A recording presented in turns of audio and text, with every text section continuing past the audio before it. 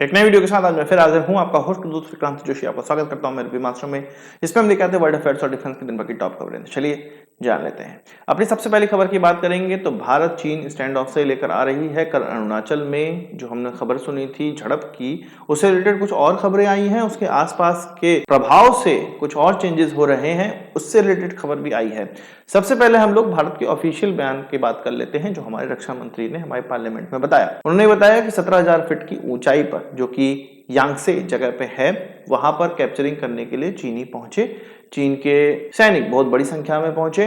भारत ने उसका रिप्लाई किया और उनको खदेड़ दिया, उनके पोस्ट तक पहुंचाया। फिर बाद में डिसएंगेजमेंट हो गया क्योंकि वहां पर जो मैकेनिज्म बना हुआ है, आपस में वहां पर अधिकारी लेवल की टॉक हुई और उसके बाद ये चीजें खत्म हो गई, डिसएंगेजमेंट हो गया। उन्होंने ये बताया कि हमारे किसी भी सैनिक को मेजर इंजरी नहीं हुई है, ना ही किसी की जान गई है। ये बहुत अच्छी बात है। तो ये हमारा ऑफिशियल बयान निकल कर आया जो हमारे पार्लियामेंट में बताया गया। पार्लियामेंट में झूठ नहीं बोला जाता है। अब हम लोग मीडिया खबरों की बात करते हैं जो इसके आगे पीछे घूम रही हैं। इसमें ये बताया गया है कि जो 17,000 फीट वाली जो बात है वो उसी की बात करी गई है कि इसको कैप्चर करने के लिए चीन के सैनिक पहुंचे हुए थे। उनको ये पता नहीं था कि भारत के कितने लोग वहां पर हैं, या उनको ये गलत एहसास था कि भारत के केवल 50 लोग वहां पर हैं। असल में उनको देखने में तो भारत के 50 सैनिक ही दिख रहे थे और वो लगभग 300-250 के लगभग पहुंच गए थे। पर हमारी जो तैयारी है अब वो इतनी बेहतर हो चुकी है कि इन 50 लोगों ने पहले तो उनको रोके रखा और साथ ही साथ अपना बैकअप भी बुला लिया, और फिर बैकअप में हमारे इतने लोग पहुंच गए जितना कि चीनी लोग सोच भी नहीं सकते थे, और फिर उनकी पिटाई कर दी गई जो कि हम लोग कल सुन ही चुके हैं। कुछ हमारे जो जवान हैं उनको हल्की फुल्की चोट आई थी, उनका इलाज गुवाहाटी के अस्पताल में चल रहा है। और चीनियों के लिए बताया गया था कि 2 गुने से ज्यादा लोग वहां पर इंजरी हुई है, पर वहां पर भी किसी के जान जाने की बात नहीं कही गई कि भारत की तरफ से भी नहीं गई है, चीन की तरफ से भी नहीं कही गई है। अब यहां पर यह बात है कि वो तवांग सेक्टर में या यांगसे जो जगह है यहां पे घुसने का प्रयास कर रहे थे। भारत ऊंचाई पर बैठा हुआ है यहां पर, और भारत उनकी हर गतिविधियों को देख सकता है वो क्या कर रहे हैं, क्योंकि 17,000 फीट की ऊंचाई बहुत बड़ी होती है, बहुत दूर तक देखा जा सकता है। तो यही चीज चीन को अच्छी नहीं लग रही थी और वो सोचा ऊंचाई पे हम कैप्चरिंग कर लेंगे, पर वो कर नहीं पाया। भारत ने उनको खदेड़ दिया। ये एक्चुअल खबर। बात अब कर लेते हैं चीन की।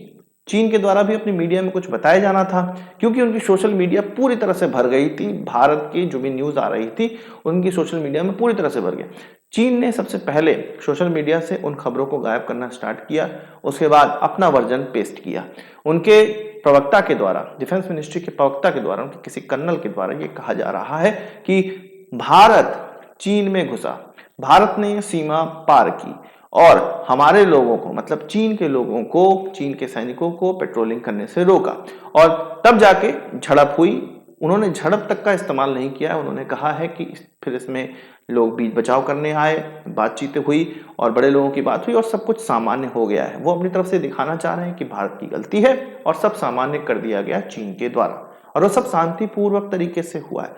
असल बात वो नहीं बता रहे हैं कि चीनी इसमें पिटे गए हैं। एक चीज उन्होंने और कहा है, भारत से कहा है, और इसको हम लोग रिक्वेस्ट ही मानेंगे, उनकी तरफ से ये कहा गया है कि भारत अपने जो सीमा के जवान हैं उनको काबू में रखे और उन पर लगाम कस के रखे। मतलब उन्होंने तो अपनी भाषा में कहा, पर उनका कहने का मतलब यही था। इसका मतलब ये है कि चीनियों को पीटा गया है, बहुत बढ़िया तरीके से पीटा गया है। अब उनके स्पोक पर्सन ये कह रहे हैं कि भारत अपने लोगों को काबू में रखे, ताकि वो बताना चाह रहे हैं कि भारत के सैनिक बेकाबू हैं और वो कभी भी चीनियों पर अटैक कर देते हैं। पर असल बात क्या है आपको पता ही हो। अब बात कर लेते हैं कि इस झड़प से पहले क्या क्या घटनाक्रम हुए। ये कहा जा रहा है कि उस पूरे वीक में चीन के ड्रोन के द्वारा हमारी सीमा यानी कि एलएसी पर गश्ती की जा रही थी। एलएसी के नजदीक इस ड्रोन को आते हुए देखकर भारत ने अपने SU-30 MKI को एयरबॉर्न किया। 2-3 इस प्रकार के एयरक्राफ्टों को एयरबॉर्न किया गया है। भारत के जो ईस्टर्न कमांड है वहां पर बड़े बड़े एयरक्राफ्ट हमने डिप्लॉय किए हुए हैं, क्योंकि चीन बड़ा प्रतिद्वंदी है, इसलिए उस पर नजर रखने के लिए बड़े बड़े एयरक्राफ्ट डिप्लॉय किए गए हैं।